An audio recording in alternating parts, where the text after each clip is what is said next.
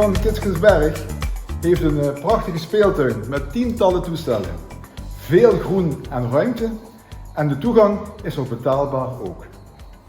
Niets meer aan doen, zou je zeggen. Maar daar denken jullie anders over. De jongeren willen dat ook voor de oudere kinderen het aantrekkelijk is.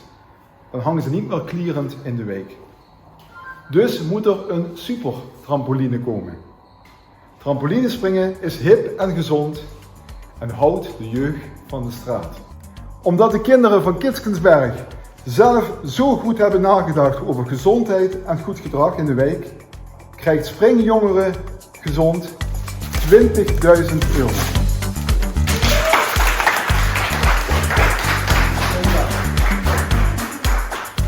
Ze kunnen nog geen ei bakken, maar krijgen het wel voor elkaar om tijdens de Ramadan ingrediënten te organiseren, maaltijden te bereiden en rond te brengen aan mensen die het nodig hebben.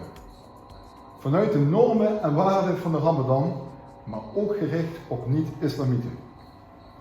Wie bijvoorbeeld kookt, doorbreekt daarmee het hokjesdenken en is een toonbeeld van medemenselijkheid. En wat de jury nog het meeste aanspreekt, het is een project waarin jongeren hun kracht en waarde ontdekken en daardoor kan de jeugd van Donderberg groeien.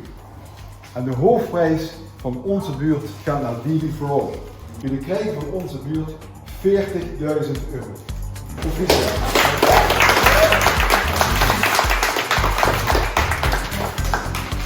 Heel blij. We kunnen heel veel mensen blij maken. We dachten eerst van oké, we hebben geen keuken meer ter beschikking, wat gaan we doen? En nu 40.000 euro hebben we gekregen. Ja. Kun je iets heel moois, wat je al aan begonnen, kun je afmaken en voortzetten.